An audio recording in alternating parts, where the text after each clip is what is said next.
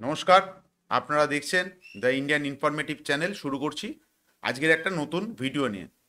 আজকের ভিডিওতে আশা করি আপনারা প্রত্যেকেই অলরেডি জেনে ফেলেছেন যে ভারত যে হাইপারসনিক মিসাইল টেস্ট করেছে এবং এই বিষয়ে বিভিন্ন রকম মিডিয়া চ্যানেলে আপনারা নানা রকম তথ্য পেয়েছেন, কিন্তু যে তথ্যগুলো কোনো মিডিয়া চ্যানেল এখনো পর্যন্ত তুলে ধরেনি সেগুলোই আজকের আপনাদের সামনে তুলে ধরবো। তো এটি জানার জন্য ভিডিওটি শেষ পর্যন্ত দেখুন। ভিডিওটি যদি ভালো লাগে তাহলে অবশ্যই লাইক করবেন এবং আমাদের চ্যানেলটিকে সাবস্ক্রাইব করবেন। আপনারা জানেন যে গত 17 তারিখ ভারতের ডিআরডিও এই প্রথম হাইপারসনিক মিসাইলের টেস্ট করার পর সেটিকে সর্বসম্মতভাবে প্রেস কনফারেন্সে তারা জানিয়েছে। যদিও এটা প্রথম টেস্ট নয়, এর আগে ডিআরডিও মাল্টিপল টেস্ট করেছে, কিন্তু সেই টেস্টের যে রিপোর্ট বা আদৌ এই টেস্ট করেছে বলে কোনো পাবলিক ডোমেনে কোনো রকম প্রেস বিজ্ঞপ্তিতে জানানো হয়নি। যদিও অনেক মিডিয়া চ্যানেল, বিশেষ করে ইউটিউবের কিছু চ্যানেল আছে, তারা এই বিষয়ে আলোকপাত করেছিল যে ডিআরডিও হাইপারসনিক মিসাইল টেস্ট করেছে। এখন এই যে হাইপারসনিক মিসাইল টেস্ট করেছে, তো এই টেস্টের পর বিভিন্ন মহল থেকে বিভিন্ন রকম কথা উঠে আসছে যে তাহলে কি ব্রহ্মস মিসাইল সিস্টেম তার যে কার্যকারিতা ভারতীয় নৌবাহিনী বা ভারতের কাছে সেই কার্যকারিতা কি ফুরিয়ে আসলো? তার কারণ হচ্ছে এই যে নতুন মিসাইলটা টেস্ট হয়েছে সেটি মূলত হাইপারসনিক অ্যান্টিশিপ মিসাইল, এবং এই মিসাইলটি টেস্ট করার সাথে সাথে ব্রহ্মসের কি চাহিদা ভারতীয় নৌবাহিনীর কাছে কি ফুরোতে চলেছে?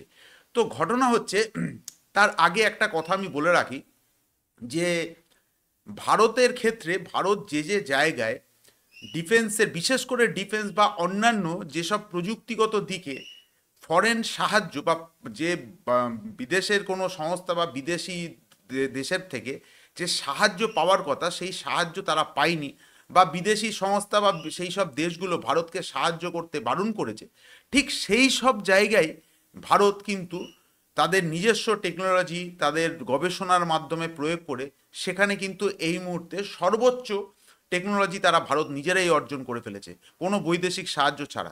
যেরকম ধরুন এই হাইপারসনিক মিসাইল, এছাড়া আর্টিলারি গান, এই ক্ষেত্রগুলোতে বিদেশি কোনো সাহায্য না পাওয়ার দরুন ভারত কিন্তু নিজের দক্ষতায় নিজের যোগ্যতায় কিন্তু আজকের আমরা এই জায়গায় পৌঁছে গেছি। এখন এই হাইপারসনিক মিসাইল, মূলত হাইপারসনিক মিসাইল তিন ধরনের হয়। একটি হচ্ছে হাইপারসনিক ব্যালিস্টিক মিসাইল, একটি হাইপারসনিক ক্রুজ মিসাইল, অপরটি হচ্ছে হাইপারসনিক গ্লাইড ভেহিকেল। যে মিসাইলটি টেস্ট করা হয়েছে সেটি হচ্ছে হাইপারসনিক গ্লাইড ভেহিকেল। এইবার যেটা গুরুত্বপূর্ণ তথ্য আপনাদের সামনে তুলে ধরতে চলেছি সেটা হচ্ছে যে বিভিন্ন রকম মিডিয়া চ্যানেলে জানানো হয়েছিল যে এই হাইপারসনিক মিসাইলের রেঞ্জ কিন্তু 1500 কিলোমিটার, কিন্তু যে খবরটি পাওয়া যাচ্ছে সেটা কিন্তু খুব এক্সক্লুসিভ খবর পাওয়া যাচ্ছে যে এই মিসাইলের রেঞ্জ কিন্তু 1500 কিলোমিটার নয়, এই মিসাইলের রেঞ্জ প্রায় 2500 কিলোমিটার।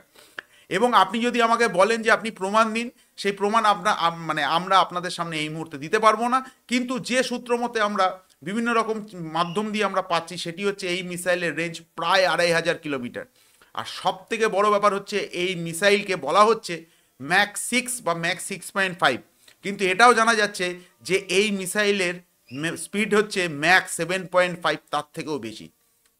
আর এটা শোনার পর স্বাভাবিকভাবেই ভারত সরকার বা ভারতের ডিআরডিও যে টেস্টগুলো করে সাধারণত সেগুলো পাবলিক ডোমেনে পুরোপুরি সত্যটাকে তারা তুলে ধরে না।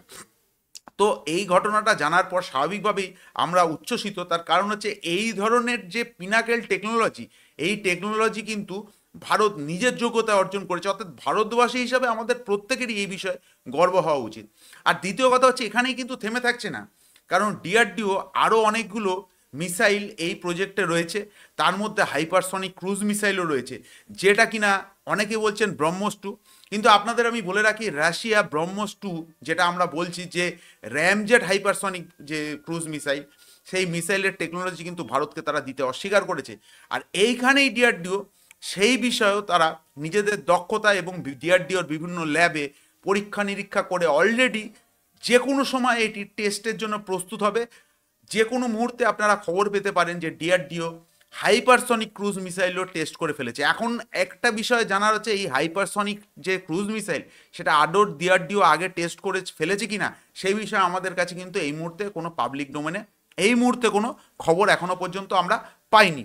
আর সব থেকে বড় ব্যাপার হচ্ছে যে এই মিসাইলটি পাওয়ার পর ভারতীয় নৌবাহিনীর যে ফায়ার পাওয়ার সেটা এক কথায় বহুলাংশে বৃদ্ধি পেয়ে গেছে। তার কারণ আমরা মূলত নৌবাহিনীতে যে অ্যান্টিশিপ মিসাইল ব্যবহার করি সেটি হচ্ছে ব্রহ্মস।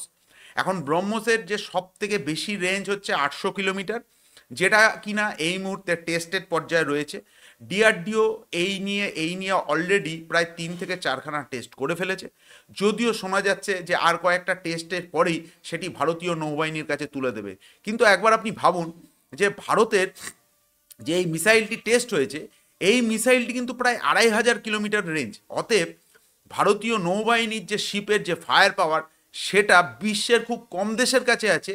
এখনো পর্যন্ত আমেরিকার মতন শক্তিধর দেশের কাছেও কিন্তু এই মিসাইল নেই। যে মিসাইল হয়তো আছে সেটা হয়তো টোমাহক ক্রুজ মিসাইল, কিন্তু সেটি সাবসনিক।